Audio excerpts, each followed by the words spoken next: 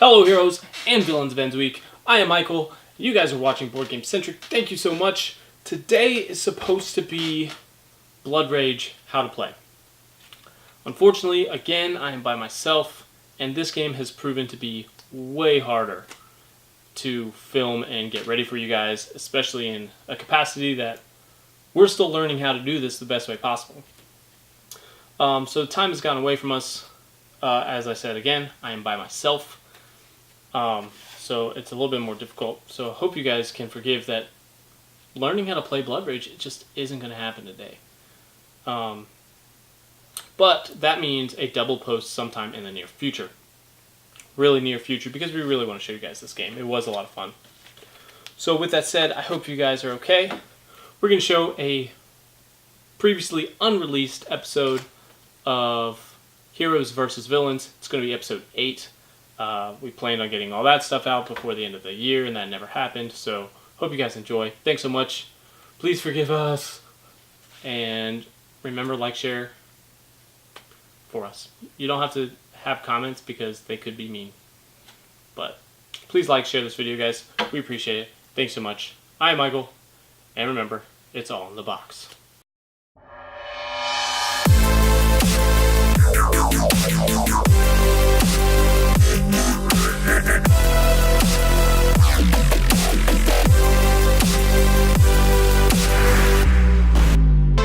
What is up, guys? We are back. This is episode 8 of Heroes vs. Villains.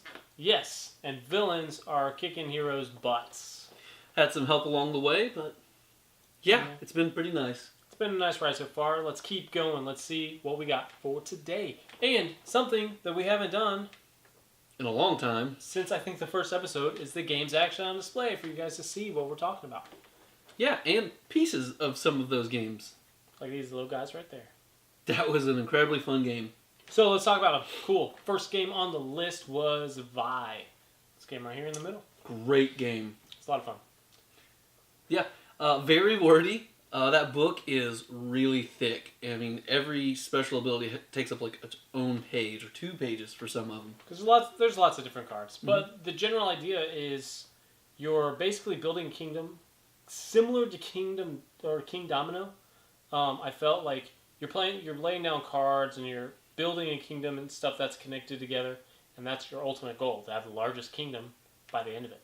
Yep, and you win kind of like Catan, longest road. You just try to make the biggest mark you can. I can see that. That's a really good comparison. Yeah. It's a lot of fun. I mean, it looks great. You have tons of different lands, land cards that you play down to build your kingdom. You use family cards, which act as like superpowers almost. Yeah, kind of. To gain control of a whole bunch of stuff. There's lots of different features. Yeah, let's talk about my favorite feature is how portable this game is. I love portable games. There are 1,000 tiny little blocks in there, but they fit in one convenient bag and then a deck of cards. You could throw all of that. You could take it. This box is pretty convenient. You could condense it even more. Throw it in a bag, throw it in a backpack, go hiking, take it on a camping trip, like a family camping trip or a big group camping trip. Take it to school with you, whether it's whatever grade you're in, if you're in school, whatever. Take it to the office or your job. It'll take a long time to teach people, but it didn't. It was easy. It's going to take your whole lunch break. Probably. Yeah, probably. Worth it, though. Very fun and convenient game. There you go. What would you rate it? 8 out of 10. Yep. I loved the art style to the game. It looked very great. Like, it was very pleasing to look at, and the colors were just amazing. Great game. I agree.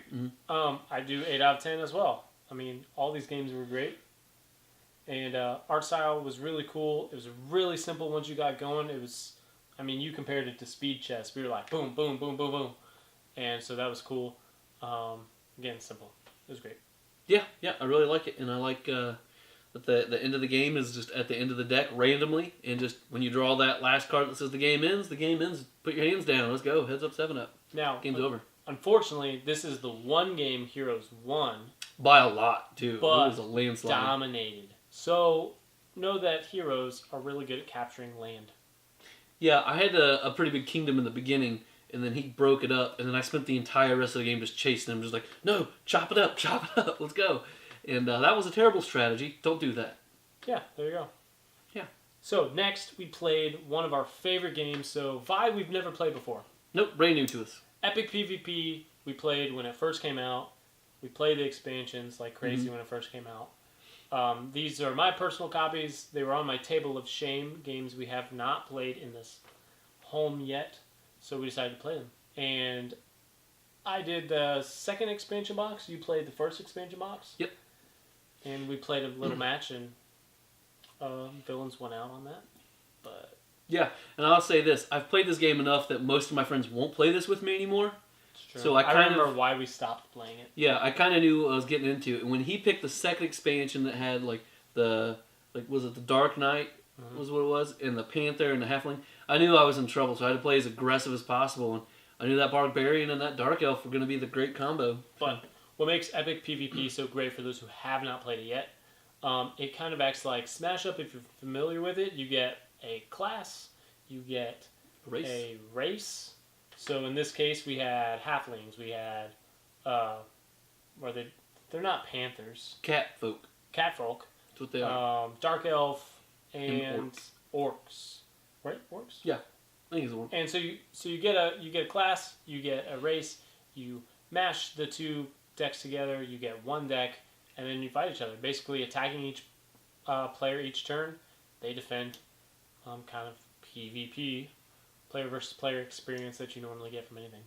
Yeah, and with its own unique rules. There's a lot of strategy to it because you don't just draw cards every turn. They go to your aggression pile, and you have to spend that aggression to play the cards in your hand, or you have to draw cards from that aggression pile to your hand to replenish it.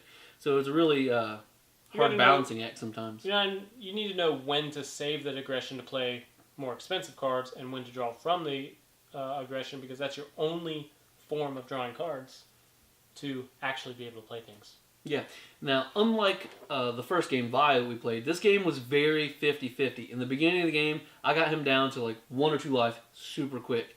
But he got to a point, he set himself up to sweep me in one turn. I got dumb luck, blocked everything, my turn. I had just enough attacks to get through for that 1 point of damage. Like it was too many cards, maybe. It was an unfortunate. I drew one too many cards. Yeah, I knew I had to play fast because his strategy was overall way better than mine, and his cards were a little more powerful than mine. It happened. But yeah, that's just part of the game. And the best part is when you add them to your core set and you just get some friends together and just mash them up and go. It's fun. I would say out of everything, one of my favorite combinations is the Goblin Paladin or Goblin Dark Knight. Yeah, it's a really fun game. Mm-hmm. Rating. What do we rate it? I give it 9 out of 10. Mm-hmm. It's a great game. The art's really cool. The game's really simple to learn. There's a few things here and there. Each character has its own special abilities sometimes. The hardest part I ever had with it was when to actually activate different abilities. Yeah. But outside of that, it's a really pick-up play, kind of like what you're talking about. You grab a deck, put it together, and player versus player. It's 1v1. I think there were options for 2v2. Yeah, and 3-player, and with those options, you can kind of expand if you really want to. The game's not meant to do that, and it can get kind of weird. But it's a simple game to play. Yeah. But great game. It's a lot of fun. Yep, I give it a 10 out of 10. This is one of my favorite little games.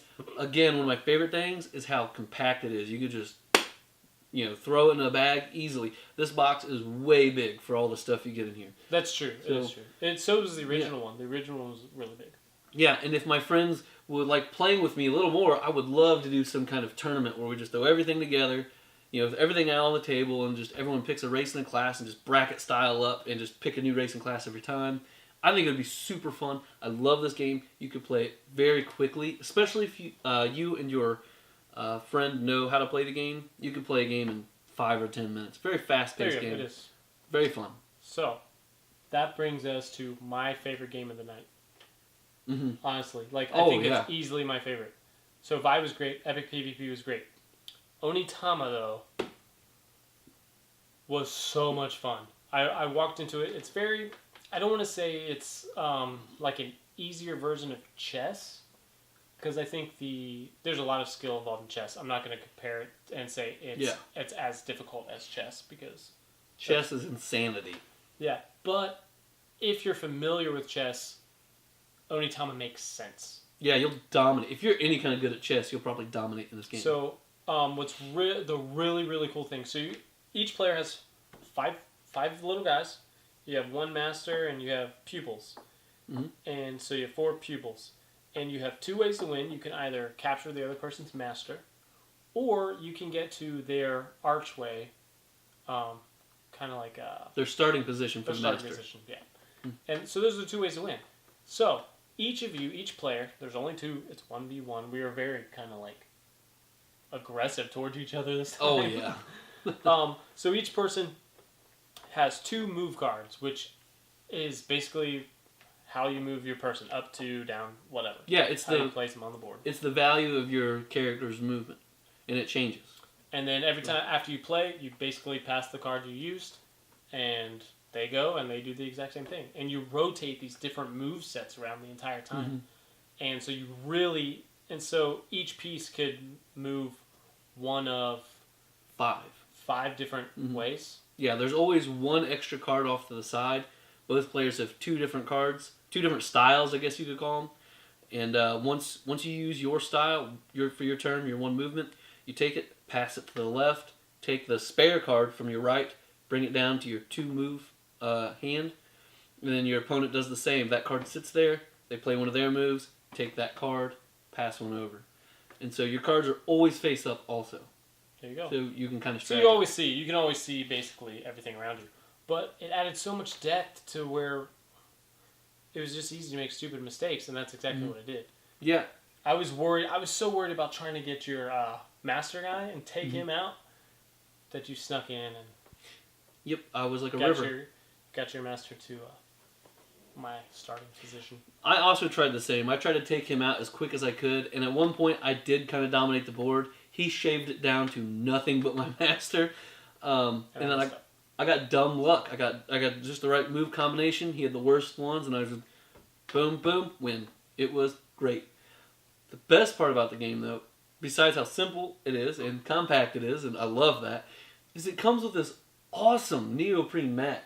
It's just amazing. Like, it's a big just roll out mat. It's your whole thing. Yeah, that's sweet. It's awesome. Everything about the game is awesome. It's very simple. Just the mat, 10 pieces, and a handful of cards that you just shuffle over time. 16 cards. That's it. 16 cards. 5. Use 5 out of the 16, so you can. And the playtime is on the box. It says 15 minutes. It probably took us 10. Yeah. Like once we knew what we were doing, and so you can literally just take the cards, shuffle them up, deal out 5 more, start a new game. Yeah, this is a very replayable game, especially with the whole you use a move, you pass it on. Yeah, that aspect was amazing. So what would you give the rating? I've only played it one time, so I haven't been mad by the game yet. I'm going to say 9 out of 10. I want to give it 10 out of 10. I just want to play it more. Like, I just desire to play it more. I'm not burnt out on it. I love this game. I love how simple it is. I love how easy it is to pack up. The only downside is the length of it. Like, the box is pretty much how wide the mat is. You can't put it in a backpack. Without crushing this amazing box. This is an amazing package. Like, I love it. It's like magnetic and it just unrolls. The whole box It's pretty simple. Just there you go. It's amazing. You could put it in a backpack. I just don't want to damage it really more than anything, and I don't want to lose any of the pieces of cards or get them messed up trying to shove them in a bag. Other than that, I think this game is amazing. Later on, after we do the expansion sometime, maybe I'll give it a 10 out of 10. There we go. I'm going to give this game a 10 out of 10, but yeah, I'm going to give it 10 out of 10. 10 out of 10. This is my first 10 out of 10 this entire season, I think. Maybe not. I might be wrong. Who knows? You tell us. Game is simple. I love chess. Growing up, I love chess. And it brings me back to that. The only downside of this game, and it's a personal downside, is this game's not going to get to the table as much as I want it to. Yeah, because it's limited to just one-on-one play. It's 1 versus 1, and you will play this game with me. Yeah, and I don't know who else will. Yeah, that's my problem. And the one downside is I really wanted to play like 4 or 5 games of this. Like once you learn it, I think the games are only going to get faster unless you get like just crazy cards. Yeah. But we just don't have a whole lot of time. We don't have infinite time. We tried, and work said no, come back.